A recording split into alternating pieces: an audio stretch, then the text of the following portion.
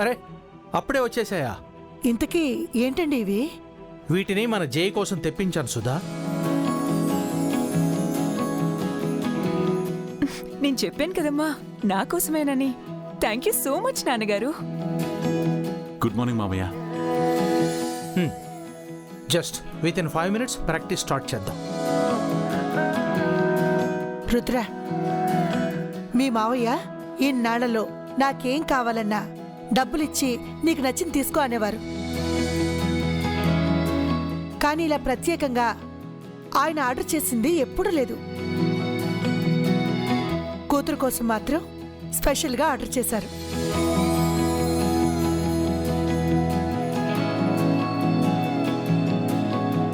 ఏ తండ్రికైనా కూతురు ప్రిన్సెస్ కదత్తమ్మా. Yes, I'm the princess. No, నా కూతురు ఎప్పుడూ సుకుమారంగా ప్రిన్సెస్ లాగా పెరగాలని అనుకోలేదు. పరిస్థితులతో పోరాడి ఏదైనా సాధించగలిగే సోల్జర్లా ఉండాలి అనుకున్నాను. ఎందుకంటే లైఫ్ ఎప్పుడూ సంతోషాలనే ఇవ్వదు, కష్టాలను కూడా ఇస్తుంది. సో మనిషి ఉన్నప్పుడైనా లేనప్పుడైనా ఒక స్టెబిలిటీని మెయింటైన్ చేయాలి. లైఫ్ను డేర్గా ఫేస్ చేయగలగాలి. అందుకే జైను సిద్ధం చేయటానికే నా ఈ ప్రయత్నం. సర్లేండి, ఇంతకీ ఇందులో ఏమున్నాయో చెప్పండి. జయ, నువ్వే ఓపెన్ చేయి.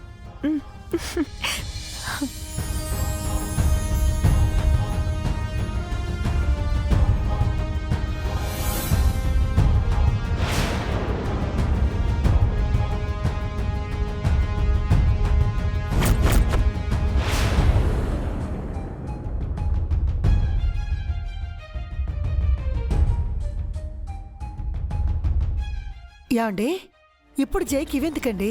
జయ గంగతో పాటు ఈ రోజు నుంచే నా దగ్గర బాక్సింగ్ నేర్చుకోబోతోంది.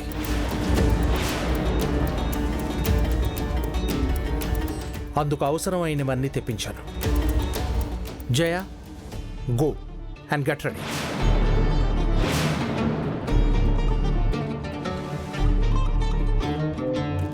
మామయ్య, జయన్ చూస్తుంటే తనకెందుకో ఇంట్రెస్ట్ లేదనిపిస్తుంది. పాపం, ఫోర్స్ చేయకండి మామయ్య. No no no no no, తను బాక్సింగ్ నేర్చుకోవాలన్నది నేనే డిసైడ్ చేశాను. అందుకు తను ఒప్పుకుంది కూడా. నా కూతురు ఎప్పుడూ ఏ విషయంలోనూ వెనుకంజ వేయదు, వెయ్యకూడదు. అవునవును, జయ చాలా ఇంట్రెస్టింగ్గా ఉంది సార్. కాకపోతే కొత్త కదా, పైగా సార్ చాలా స్ట్రిక్టింగు, అందుకే కొంచెం టెన్షనింగ్ పడుతుంది. కంగారేటు పడక సిస్టర్, మా సెల్లిని ఫాలోయింగ్ అయిపో. బాక్సింగ్ చాలా బాగా నేర్పిస్తుంది.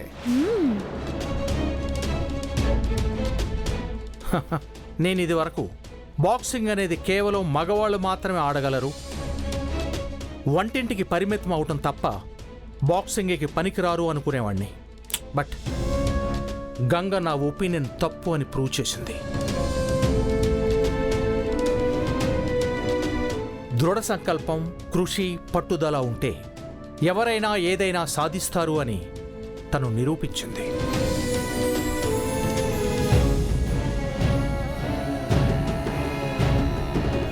ఇన్ఫ్యాక్ట్ నిన్ను బాక్సర్గా చూడాలి అనుకోవటానికి కారణం తనే ఇన్స్పిరేషన్.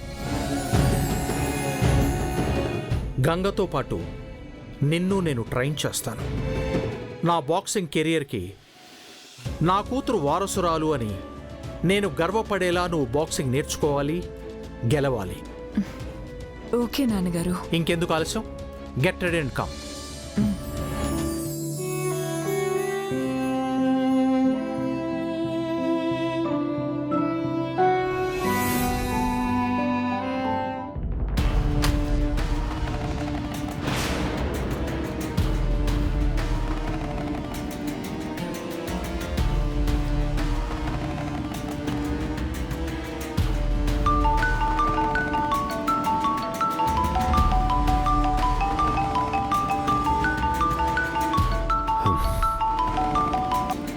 చెప్పు జయ.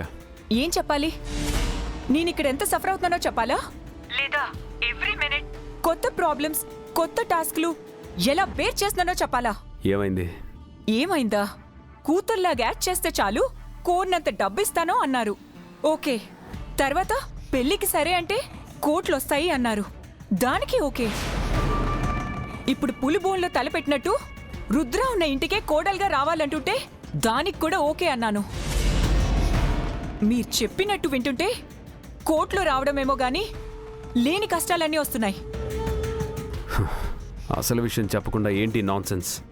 ఆ విశ్వనాథ్ గంగతో పాటు నన్ను కూడా బాక్సింగ్ నేర్చుకోమని ఫోర్స్ చేస్తున్నాడు. ఆల్రెడీ బాక్సింగ్ కిట్ కూడా తెప్పించి ప్రాక్టీస్కి రెడీ అవ్వమని చెప్తున్నాడు. ఏసీలో రిలాక్స్డ్గా ఉండే నేను ఎండలో పడి బాక్సింగ్లు రన్నింగ్లు ఎలా చేస్తాననుకుంటున్నావు? ఏదోలా దీని నుండి ఎస్కేప్ అయ్యే ప్లాన్ చెప్పు. నో వే జయ. ప్రజెంట్ మనం కాదు నువ్వున్న సిచ్యువేషన్లో డిమాండ్లు కమాండ్లు చేయకూడదు. జస్ట్ అలా ఫ్లోలో వెళ్తూ ఉండాలి. ఎందుకంటే ఇది పులి మీద స్వారీ లాంటిది. ఏమాత్రం బ్యాలెన్స్ తప్పి పడ్డావో ఆ పులికి ఆహారం అయిపోతావు. విశ్వనాథ్ ఏం చెప్తే అది చేయటం తప్ప నీకు వేరే ఆప్షన్ లేదు.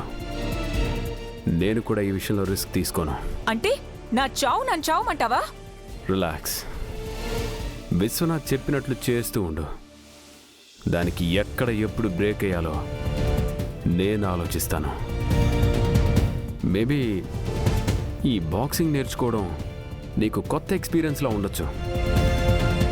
ఇదే మనకు ప్లస్ అవ్వచ్చు కూడా. All the best.